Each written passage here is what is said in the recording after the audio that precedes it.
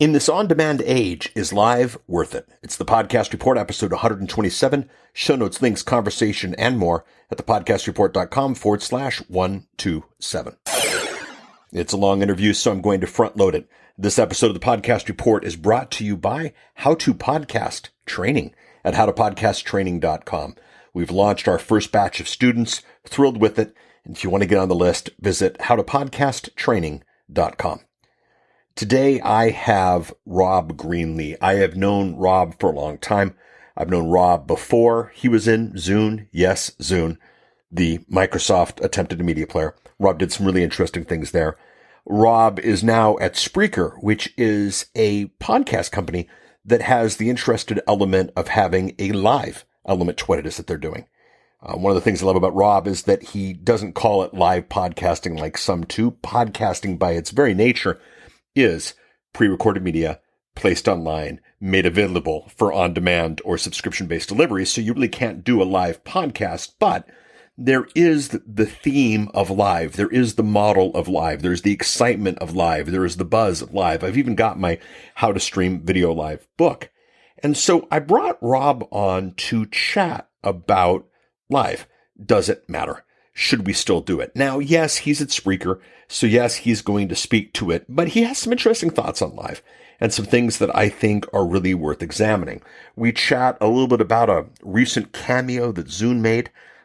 We'll chat about that. And then towards the end, we look at what Google's doing with podcasting and what that means and some rumors Rob has heard as well. I've got the links to everything at thepodcastreport.com/127. My show over at Spreaker. We've got a link to Rob, a link to Rob's email address for the pass-through thing that he chatted about. So a whole bunch of links at thepodcastreport.com/127. I would love your thoughts on this episode. If you head out to thepodcastreport.com/127, you can make them there, or you can go to thepodcastreport.com/iTunes, thepodcastreport.com/Stitcher, thepodcastreport.com/Google, wherever it is that you want to go, you can definitely do that. If you want to make the interaction, if you want to chat, thepodcastreport.com/Twitter/Facebook, etc. So with that said and done, let's get to Rob. I will end with Rob's last word. Good stuff here. Enjoy. I have Rob Greenlee on the Skype phone. Rob, how are you doing, buddy? Doing great, Paul. It's great to be here. You just got inducted into the Podcasting Hall of Fame, or just got whatever the proper term is. The ceremony has not happened yet, but I got sucked in. I guess it was like a vortex that pulled me in. Rob and I have a long history, and it's funny. I thought of Rob the last couple of weeks. I wanted to bring him on the show to talk about this topic, and then this weekend I was sitting in a crowded movie theater, watching a movie that I knew had several cameos. Most of the cameos have been spoiled to me. But one of the cameos was not spoiled, and all of a sudden, the Microsoft Zune pops up. Yes, it was Guardians of the Galaxy Volume 2, and I just had to laugh. Back to the Future, right, Paul? Back to the Future. So, Rob, what was your connection with the Microsoft Zune? Well, I spent 6 years working on Zune podcasting, so I was hired in there to build the podcasting side of the platform. Actually spent about 6 months working on the TV show side of it for a while. I got that off the ground. I remember that. So I was kind of in the middle of it. You know, I was on not the first group of team members on the Zune, but I was kind of in the second wave because I came in when the second kind of upgrade happened. So it was like a year after it actually launched, but it was quite a fun journey. I spent quite a bit of time working at Microsoft, and it was kind of sad to see them kind of piece by piece dismantle that whole platform, because it was an exciting platform at the time. We just had a difficult time competing with the juggernaut that would be the Apple iPod. So yeah. Yeah, I had bet a lot on it too. I hadn't taken a job at Microsoft, but my first gig in internet was supporting a little product called Microsoft Front Page, and I still did well on that. I've still got one tool for Microsoft Front Page still running 13 years after the death of Front Page that still pays my mortgage and my car payment. And so I had this idea. I saw Zune. I loved Zune. I think Rob and I were probably two of the biggest fans of Zune. And I saw it as the next step. I love the software. I love the fact that there was a guy who was identifiable, who was in charge of the podcasting group. And, yeah, I was sad to see it go as well. But there we go. Rob's been in it a while. Rob is now at Spreaker. For those who don't know what Spreaker is, give us 30 seconds or so. Well, it's a podcast hosting platform, and that also supports live streaming. So we can combine the worlds of kind of live online radio with podcasting. So if you wanted to do a show live and then have it published as a podcast, it's easy to do on Spreaker. We give you the free apps and the plans. It all is included in every plan that we have is the live streaming component. So it's really a powerful platform. That's why I'm working here, is because it was a type of a platform that I would have built myself if I was going to build a company. So it's been exciting. I've been here for a little over 2 years now, and I've been really working with a lot of content creators from the full spectrum, which really, encapsulates my past in this medium as well, because I spent a lot of years doing live radio and was involved in streaming for many, many years in the early days of me doing my original show that kind of got me started in all this. I was using Windows Media streaming servers and real streaming servers back in those days, and that's where most of my audience came from. So when podcasting launched in 2004, it was it wasn't a big deal for me. It was pretty simple. I just added the enclosure tag to my blog RSS feed, and I was like, okay, is that it? Is that all I have to do? And it was fairly straightforward. And I took my radio show and made it a podcast. Now, I want to speak to that because sadly in our space, there are a number of times when a company comes up with a unique angle, a unique piece of tech, a unique something, and they put someone in charge of it who appreciates it, but isn't necessarily well-versed in that space. And I want to just emphasize what Rob said here. Long history in radio, internet radio, streaming, live, not just the tech of live, but the psychology of live and the production of live. And so they brought on Rob for his unique ability, and Rob was able to come and bring not just, tech savviness, but some history and experience to this. And that's why I brought Rob on today. So the question, it's funny, we were chatting before we hit the record button, Rob. When we started, live was really expensive, really complicated. I mean, Windows Media Server, you said that just kind of ran shivers through my body. I mean, I used it a couple of times, but it was a lot of work. Yeah. It was really expensive, really hard, got a little bit easier, but kind of stayed expensive. Now we're in the age where it's, for all sakes and purposes, free with an existing account. Spreaker does a fantastic job. The software's great. Boy, talking about juggernauts, Facebook is, of course, killing it live as well. Mm-hmm. And there are rumors of a live media option coming out of Facebook. I think the new Alexas are there she goes. Just turned on there. I'm going to say something in a second. But the new lady word in a tube from Amazon, I think is going to make that world interesting as well. Yeah. So now that it is cheap, almost free, now that it is easy to use, the question is it worth it? And I don't mean is it worth it because, yeah, everybody likes to do radio, but the fact of the matter is you and I, had all these grand ideas of let's do the live episode live. But the logistics of putting the audience together, sending out the mailing, let everybody know when it's doing all these things, I just decided, it wasn't worth it because the majority of the people were going to consume this thing and are consuming this. And you who are listening to this right now are consuming this not live, but in the downloads. So, Rob, the big question a few minutes into this is, in this on-demand age, is live worth it? Well, I think it depends on what you're trying to do and the audience that you're trying to reach and the connection that you're trying to make with that audience. I think is the question. And live is not for everyone. I think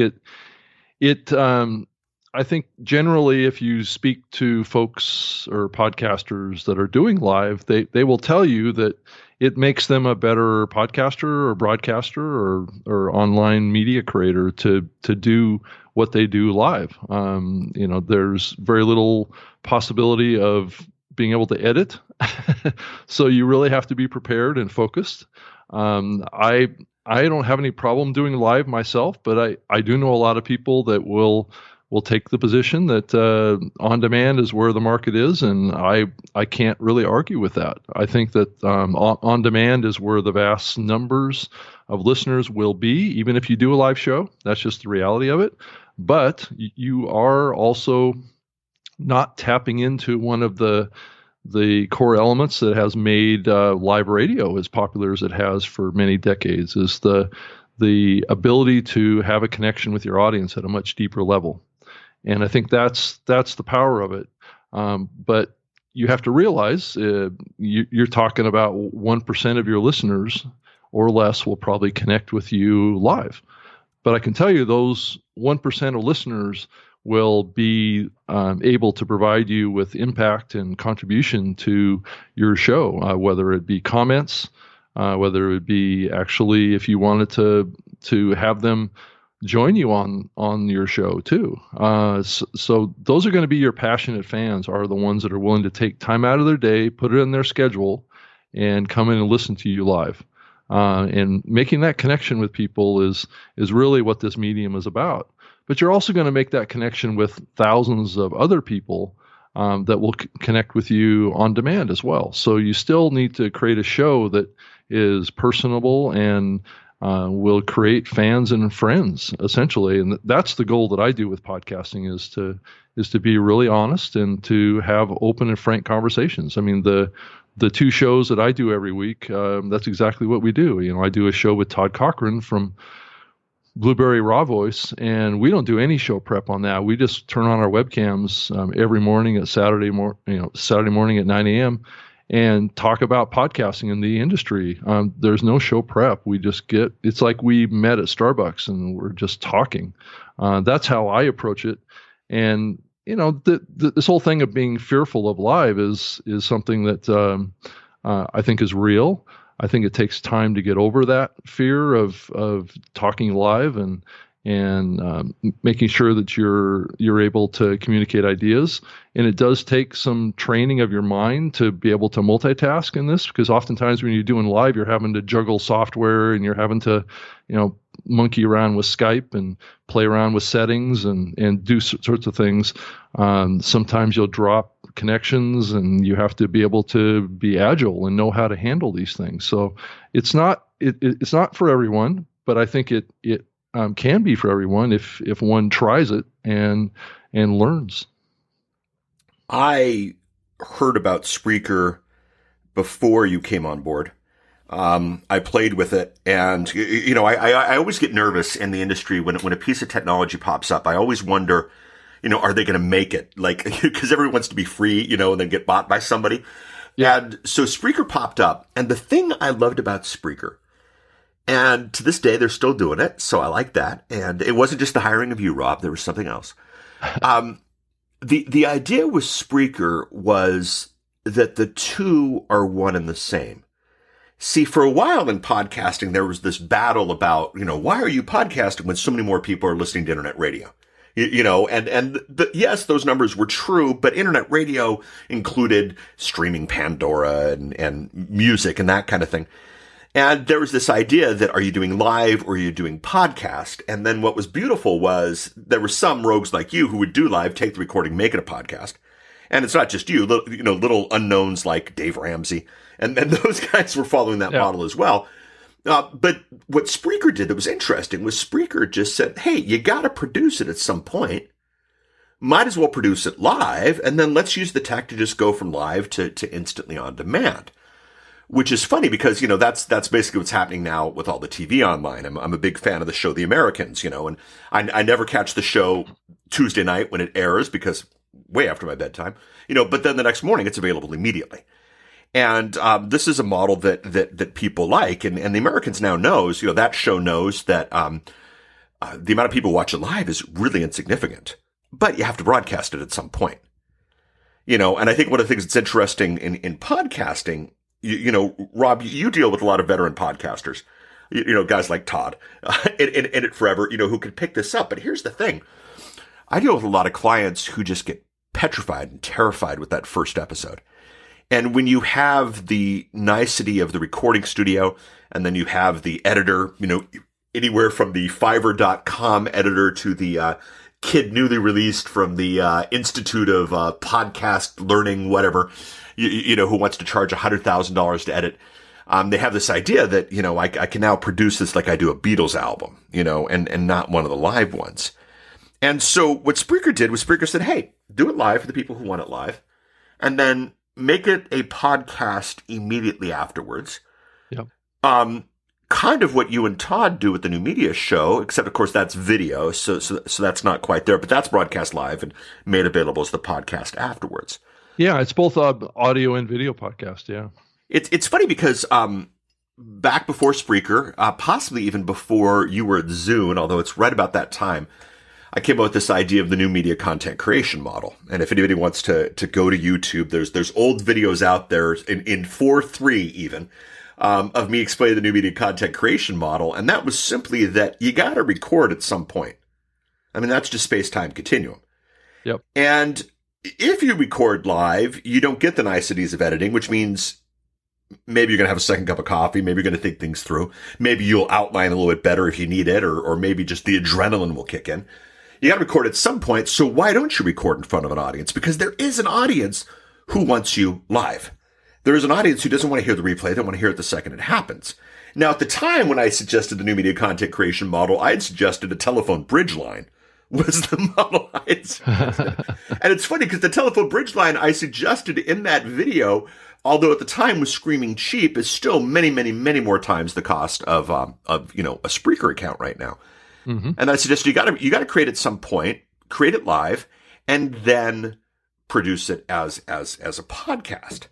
So that's fine and dandy, this path. Now, if you go to the average social media event, they will tell you that, Facebook loves live and the world loves live, and you want to get people's attention, go live. And there are books out there about live. I've got my how to stream book is out there, and all these people are pushing live as an entity in and of itself. Mm-hmm. Is that an entity in and of itself anymore? Or are these people just trying to sell books? Would you ever do a show only live and never archive it? No, I think that's a mistake. I mean, but that's just me. I mean, I can tell you that there's thousands of show creators that are creating live shows on Spreaker that don't have an RSS feed on iTunes. So, who am I to say that that's wrong? That's just not what I would do. Is that a tech decision? What kind of decision is that? Do you know?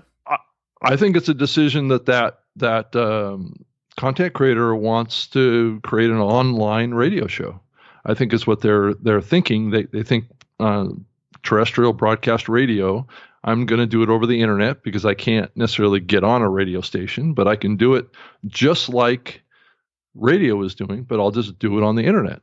And I think that's been a model that's been gone for many years. I mean, if I go back to the very early days of when I was involved in this medium, and because there are shows out there that are getting huge audience connections. I mean, I've had shows on Spreaker that were getting 6,000 to 10,000 comments flowing through in a 2.5 hour live program.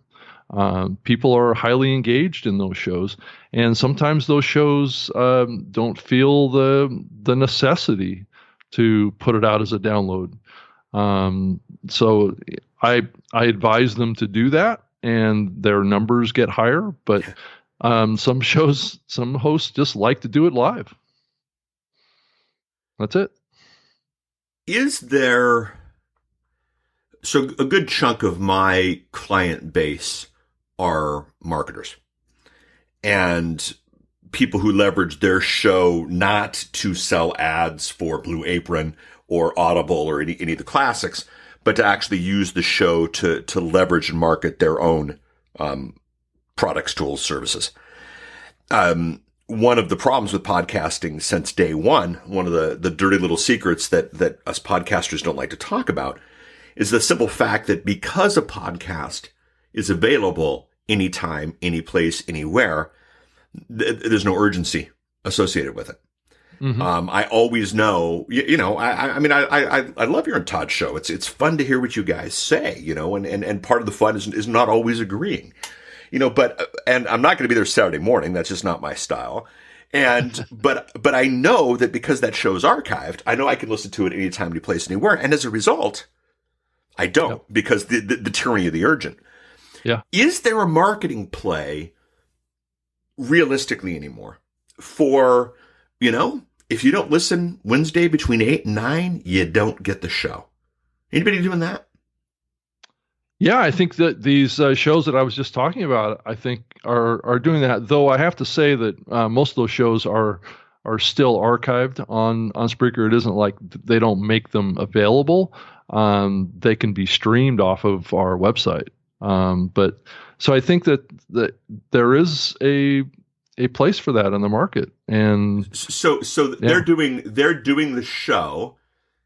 Basically, they're using Spreaker for its internet radio capabilities and its internet radio archiving capabilities, but not its podcasting abilities. Correct. They're just not putting an RSS feed into iTunes. Is really what it comes down to. All they're making their show available off their website through our web embeddable player, or people are coming to just the Spreaker website to listen to it. Spreaker has about 6 to 7 million people that are listening to programs just on the Spreaker platform. So it's a pretty good size group of people that are on there consuming content. I mean, though you can easily say that those folks could build a much larger audience if they made their show available on a lot of other listening platforms. But that's a little bit of a different model too. And some of these shows will actually, do some post-production work on their live shows, and then re-upload them to Spreaker. So they can go in and make some edits. The platform does allow you to do it live, have it go live, and then you can do some post-production on it and republish it to update that file to clean it up a little bit. So I think that there's many shows that are doing that as well. I understand politically, you can't speak to what's the word I'm going to look for here? I'll be trying to be political as well. The value of said strategy, and I'm not going to ask you to do that. But I do want to comment on the unique number, power, force represented by Apple.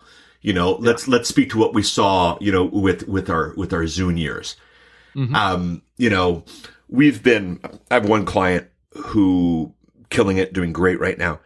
And the first post-publish promotion that we do on for the show on Facebook is a direct link to the iTunes URL. Mm-hmm. And we do that because, that's 85% of the audience, and it's funny. There are several iTunes scrapers several podcast clients that scrape from iTunes. So it's not just iTunes that iTunes represents, but there's several other platforms as well. Won't call them out here, but you and I know what I'm speaking to here. And we publish it to iTunes because they're just the 800-pound gorilla. I was at an event once. We were launching someone's podcast. She makes it to number 1. Somebody comes to the back of the room with an Android phone in one hand and her iPad in the other hand. And she says, I can't subscribe to this show on my phone. I go, well, but you can subscribe on the iPad. And she, oh, that's right. And she subscribes and walks away. So even in that case, the Android user. Well, anyway, we published this week. We published an episode. We did the same promotion we've done for the last, dozens and dozens of episodes where we promoted the iTunes link. And the person said, made some sort of snarky comment along the lines of, don't you realize that iPhones is a small percentage of the world's phones?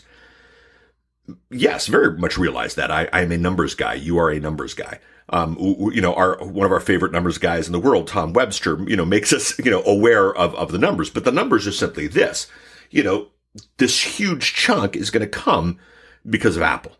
Mm-hmm. And you have to identify. It's like 60+% of all listening to a podcast happens. Yeah. And 60 plus, and then depending on, again, how it's promoted and how it's marketed. The podcast report, actually, this show actually is very low on iTunes. I think we're at about like 58 or something last time I looked, because I got so many podcasters on so many platforms listening in so many different ways. But then I got other shows that are, in the high 90s. And part of that's where it's promoted and who the audience is and whatnot. But, tech for tech's sake is fun for the enthusiast, but tech for tech's sake is never a good business decision. Any thoughts there? Yeah, I think where you're going with that is that sometimes tech can get in the way for new users or new people that aren't as savvy or aren't as familiar. And I think that's a key question is, what's the pathway to new listeners to podcasts to find something that they would have an interest in. And I think many in the industry have been voicing this concern that there's a discovery problem for podcasting. And while I don't necessarily agree with that premise, I can see their point. I mean, trying to get new people, and there are plenty of new people out there that podcasting hasn't reached yet. But what we see in the numbers and the research is that once somebody gets hooked on it, they tend to go all in. They tend to get sucked into it. It's kind of like starting to drink coffee. You get addicted to it. That's the model that we see, and that's really, if you deep dive into the numbers that that the Edison Research folks, Tom, like you refer to, if you pull that share of ear out and really look at it, AM/FM radio starts to look under threat. Every podcast consumer that gets involved in this medium, listening to podcasts, winds up listening to more podcasts than they listen to radio. Those that do not listen to podcasts tend to listen to more radio. So that is the pattern that we've been seeing, and that appears to be what the future looks like. It's a generational shift that's happening right now. And on demand is where this medium is going, and radio is definitely a little under threat right now. So, how many millions coming through Spreaker on a month? Well, we have about 6 to 7 million active listeners on the platform that are listening to content on the platform through our Android and iOS apps, as well as on our website. So we have lots of custom apps out there for shows that we create for shows that host on our platform. But we also have very, very good listening apps. They're Spreaker branded listening apps that have all of the shows, the 100,000 shows that are on Spreaker, plus all of the top podcasts that are hosted outside of Spreaker as well. Now, let's talk to that discovery issue, and let's talk to that strategy issue here. That many millions there, and with such an emphasis on internet radio, there have to be people coming through Spreaker, either Spreaker.com proper or your app, or through an online radio that they listen to, who maybe don't know iTunes, who maybe don't even know podcasting. Yep. I joke about my mom, to this day, still believes she can't subscribe to my shows because she doesn't have an Apple. Yeah. Yet she has the iHeartRadio app on her Kindle Fire. Yeah. Is these entities, and that's the other really interesting discovery this season, because iTunes is such a juggernaut, we tend to think of iTunes as sort of the king of, in the high castle, and then, outside of the moat are all these, feudal landowners battling over the dozens of people who aren't losing the iPhone. But the fact of the matter is, it's not dozens. It's millions with you guys. Yeah. And it's these other places. Is there a strategy for someone to put their show on Spreaker and maybe promote inside of the Spreaker infrastructure? And let's make let's not make this a Spreaker commercial. Let's make this a strategy play here. Are there reasons to leave the walled garden of iTunes to help in your discovery? Well, it depends on what you're talking about here. I mean, if you're just talking about making your show available on as many listening platforms as possible, then yeah, I think that it's pretty straightforward to get your show on Spreaker. There's basically two ways of doing that. There's one, just getting in, creating an account, taking your current RSS feed that you have in iTunes and putting it into Spreaker, into our feed importer tool that basically just scans your RSS feed, picks up the new episode, and distributes on the Spreaker platform. That would be your own hosting account that you would come in and we would redistribute your show. So that's one option, and I call that secondary distribution. So you have like maybe you're primarily hosting on Libsyn or someplace like that. We can be a secondary distribution platform to reach the listeners that are using Spreaker. Or the other option, and this is something that we're slowly rolling out, is the ability to do what I call a pass-through, which is exactly what iTunes is doing, is where you would submit your feed to me, Rob at Spreaker.com, and I could add it to the Spreaker catalog that would only be available in the Spreaker listening apps on iOS and Android. That would be kind of like what I did at Zune, where a podcaster would submit their show to me and I would add it to the catalog. And it would pull from the original source, and Spreaker would not be rehosting that file. Let's chat with that for a second. So if you go to the podcastreport.com/127, this is episode 127, I'll have a link to Rob's email address, although Rob at Spreaker.com is not that hard. Although to spell Spreaker, let's make sure everybody knows how to spell Spreaker for those who want to go direct. Spreaker. Yes. Spreaker. It's just basically speaker, but with an R. Yeah. And I will put a link to that. I'll put a link to Rob's email address. And we're calling that the pass-through? What are we calling that? Yeah, exactly. It's just a pass-through. It's the same concept that iTunes does.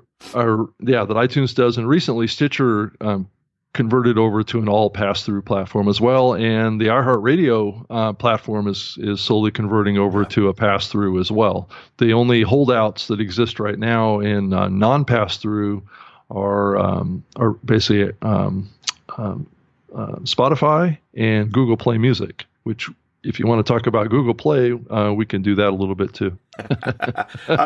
Let's do that. So at the podcastreport.com/127, I'll link to Rob's email address if you want to get your show on the list. No cost there. I will also link to, I do the thing where I have Spreaker host my show, and I will link to the podcast report at Spreaker as well, so you can take a look at what that feels like. Yeah, Rob, I wasn't planning on this, but let's talk about Google. And I just purchased a Google Home. I got about a week ago.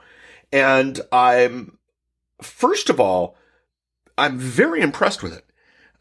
More so than the lady in the tube, where if I say her name, she'll pop up and annoy us during the podcast. I need to turn off the lady in the tube before I hit the record button here, because of course she's just out of reach. And call her Echo. Echo, yes, there we go.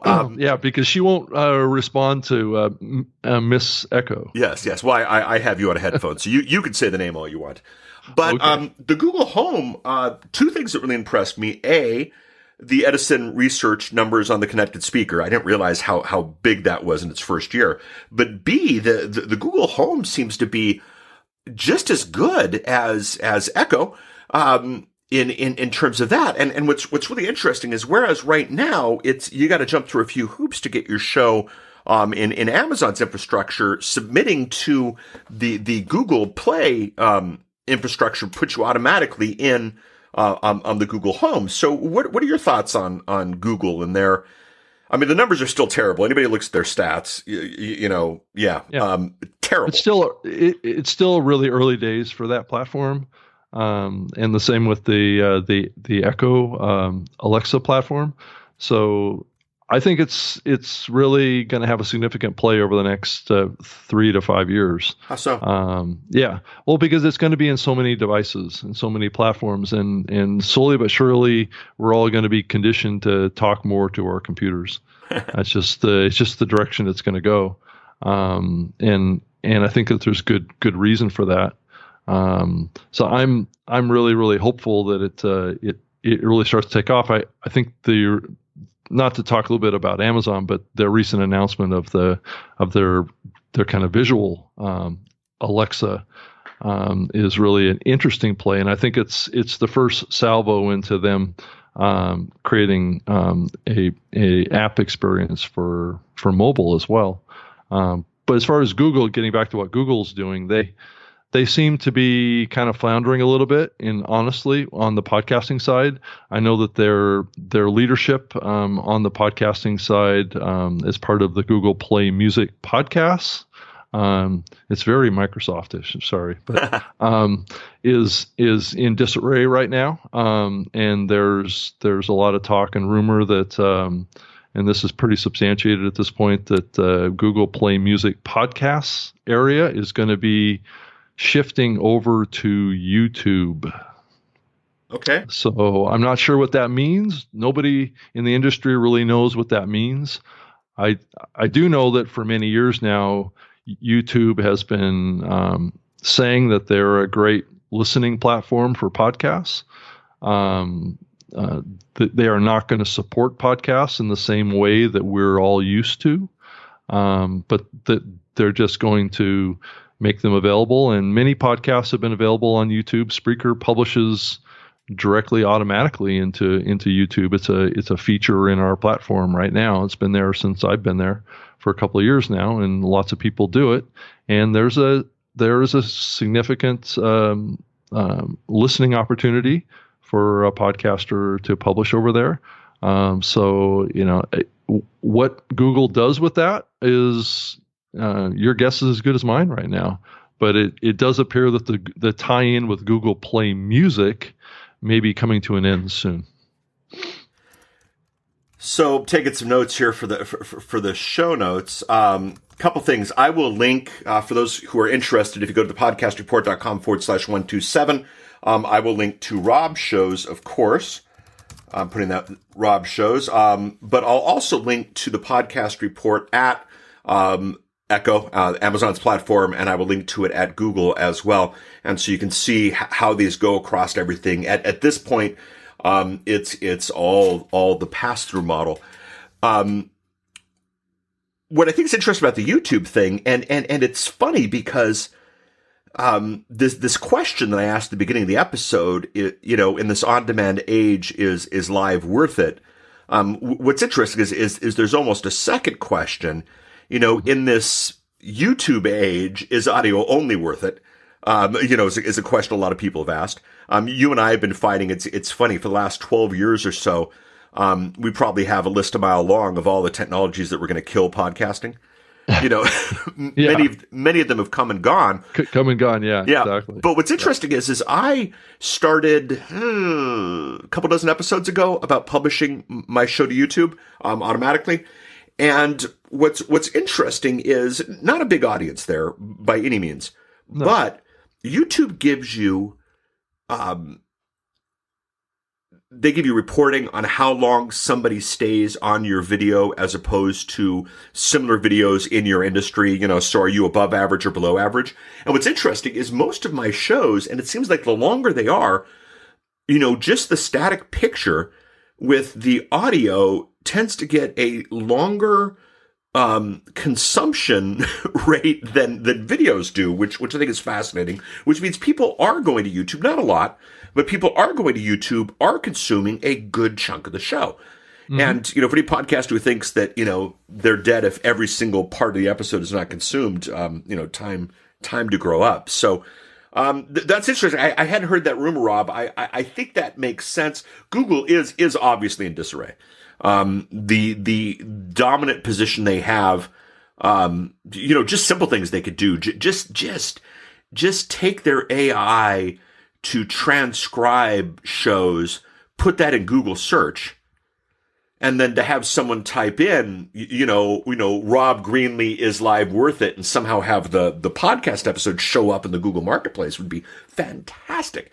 And something that they could literally spin up a few more servers, get a few of their interns, and they could write this thing in a week.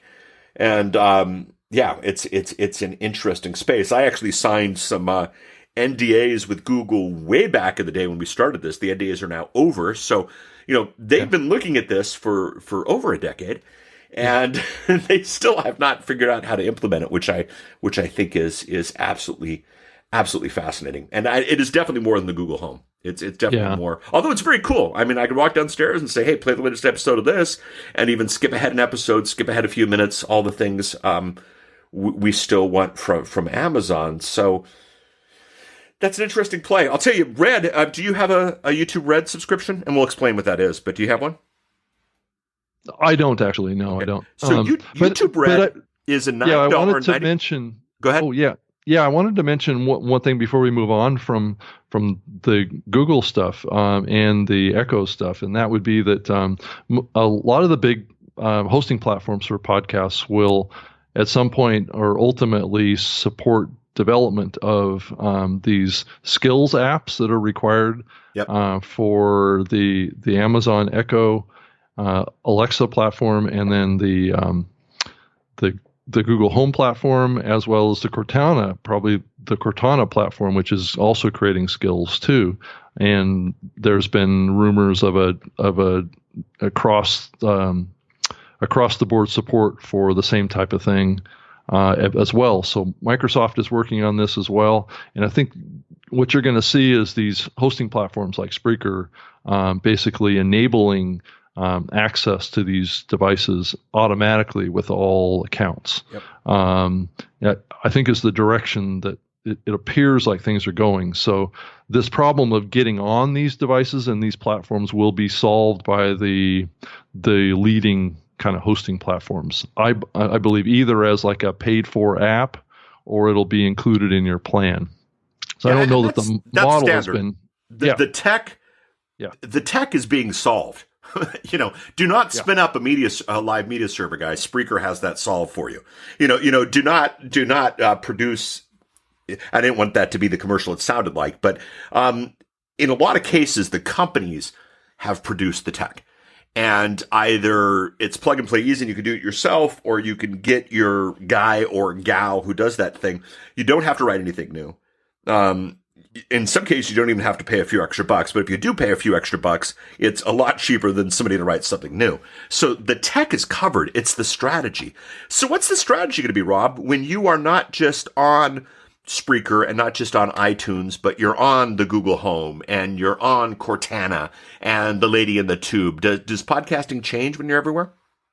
I don't believe that the core of podcasting from the content perspective will change dramatically, because I believe what will happen is that those skills or those apps for those platforms will get better and better over time. They'll be easier for people to verbally navigate. One of the problems that exists in those platforms right now is the navigation of individual episodes and shows, and being able to search inside of a podcast, or to be able to easily go to different episodes via spoken word, or be able to easily fast forward, go back, all these kind of things that we take for granted with our visual devices that we do. These are all going to have to be handled easily and through natural language. And that's kind of where those apps are right now, of trying to develop those skills that have the usability, the verbal usability, essentially, to navigate, discover, control, subscribe, and notify. Those type of things are what's important, and a lot of that is very early days. It's not. The experience of accessing a podcast is pretty straightforward, but you have limited controls on what you can do inside of those app experiences that are part of that, of each of those platforms. So I want to speak to YouTube Red for a second. YouTube Red is YouTube's, attempt at the premium side of things. Netflix, you can pay $10 a month for. Hulu, you can pay $10 a month for. Pandora, you can pay $5. Different people have different options. YouTube Red is their platform. And of course, any thinking person would ask, well, wait a minute, YouTube's already free. So why would I pay for it? Well, YouTube Red does a couple of interesting things. Number one, it takes away the commercials. And if you do any research on YouTube, and boy, that Amazon, the new Echo, what do they call it? The Echo, the new visual one. Yeah. in the commercial, they had the example of someone sitting on the floor trying to fix something and saying, hey, show me videos about so-and-so. Having those commercials go away, very viable.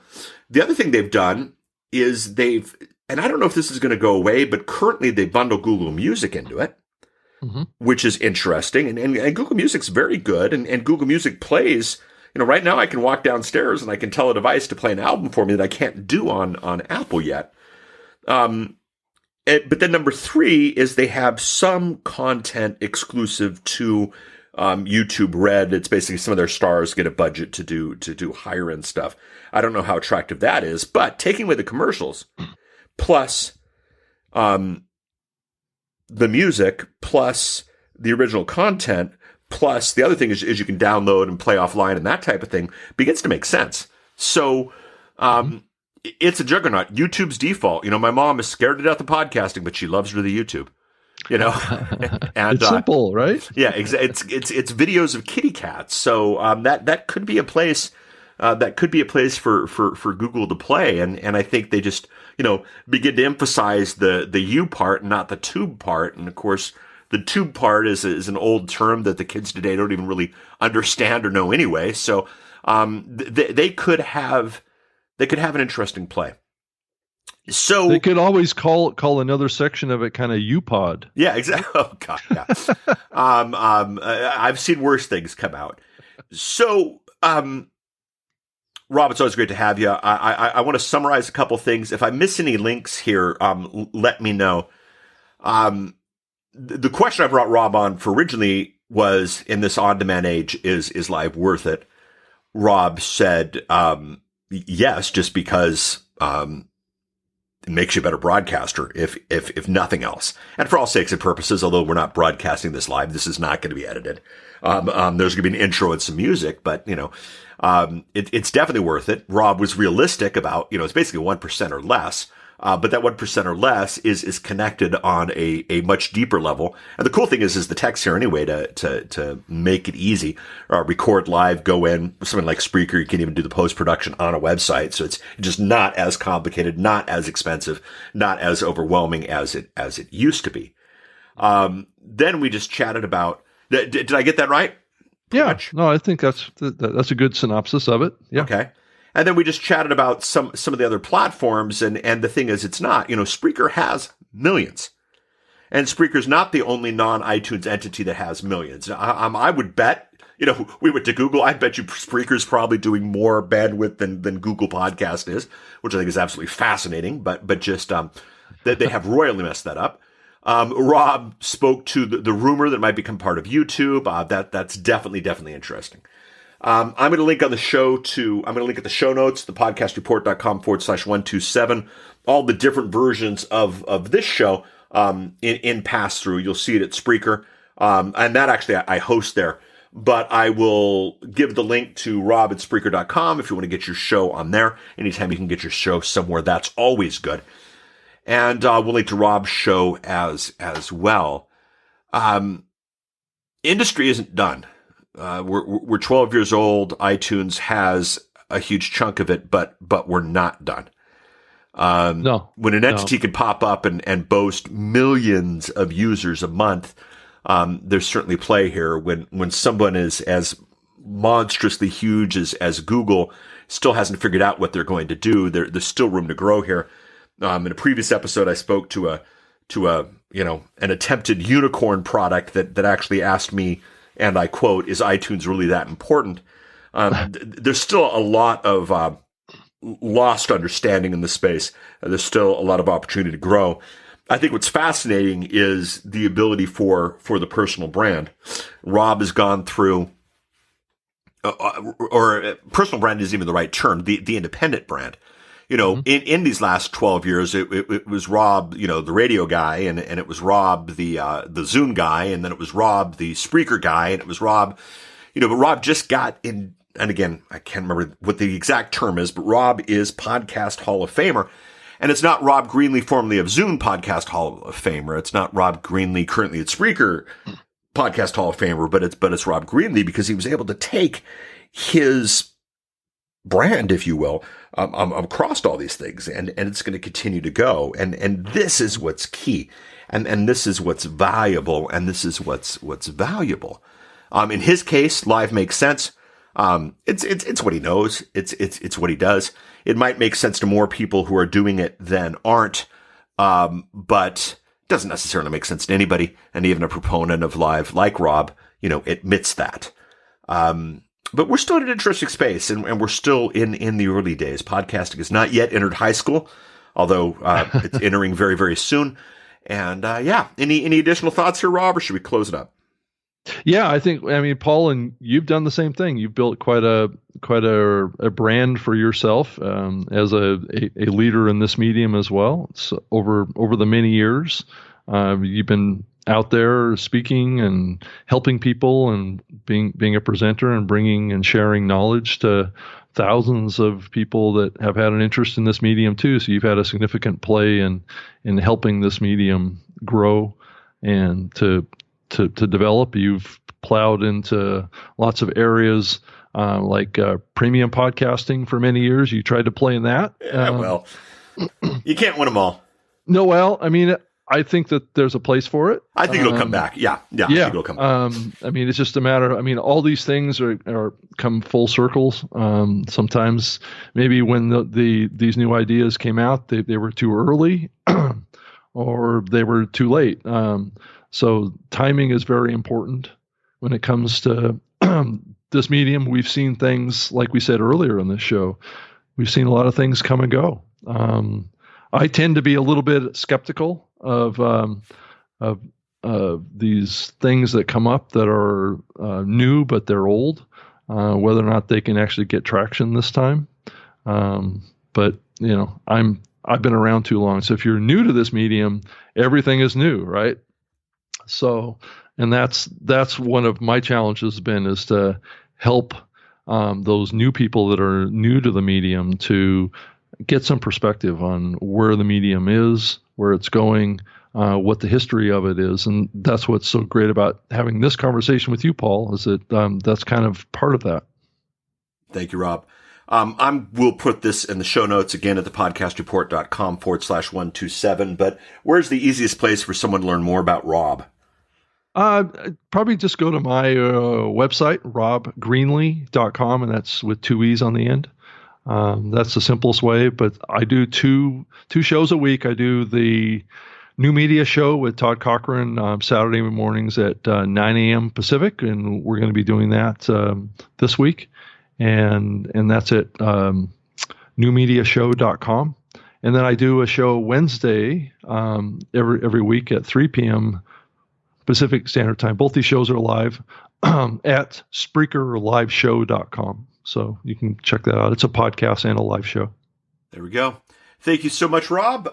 You will be at Podcast Movement 2017. Apparently, you're on every single stage simultaneously. So, but if anyone attends, they can catch up with you there. Any other big events this year that you'll be at?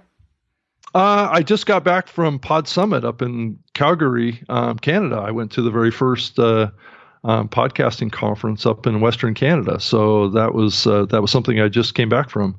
That was pretty exciting, and I'm flying back to Europe to meet with the Spreaker team. So every June we have a Spreaker retreat back in Italy. So I'm going to be going back there and meeting with the team.